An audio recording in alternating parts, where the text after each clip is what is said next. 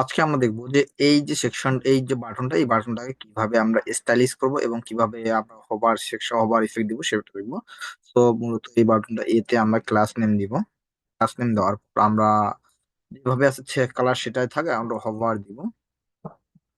উম, আমি বাটনটা এইখানে দিব না, যেহেতু আমার এক জায়গায় ক্লাস নেওয়া আছে, তো আমি এইখানে দিই। তো আমরা এখানে এমটি হোভার দিব। হোভার দিব বিজি কালার।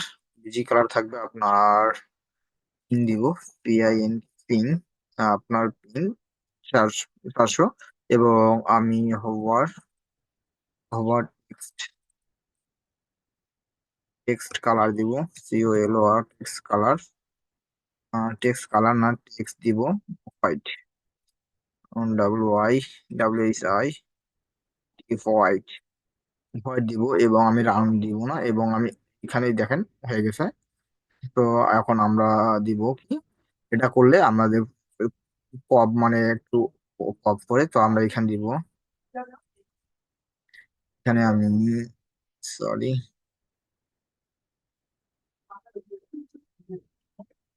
এখানে আমরা দিব স্কেল, সবার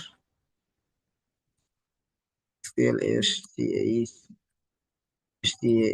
স্কেল দিব 105।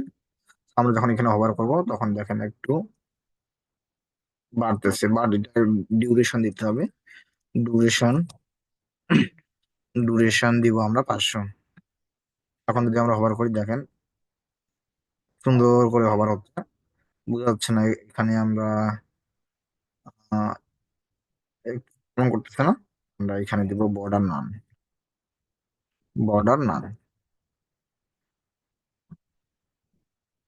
তো এখন ঠিক আছে, দেখেন এখন স্মুথলি সবকিছু হচ্ছে।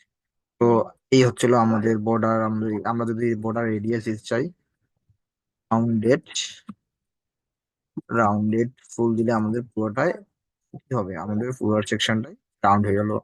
যদি চাই একটু, তাহলে আমরা দেবো SM, এক্সেল ভাবে আমরা দিতে পারি। আমরা যদি এখন SM দিই, তাহলে SM দিলে ছোট হবে, ছোট একটু ইয়ে হচ্ছে, অল্প একটু শেপ। আর এক্সেল দিলে একটু বেশি, এক্সেল দিলে একটু বেশি হবে।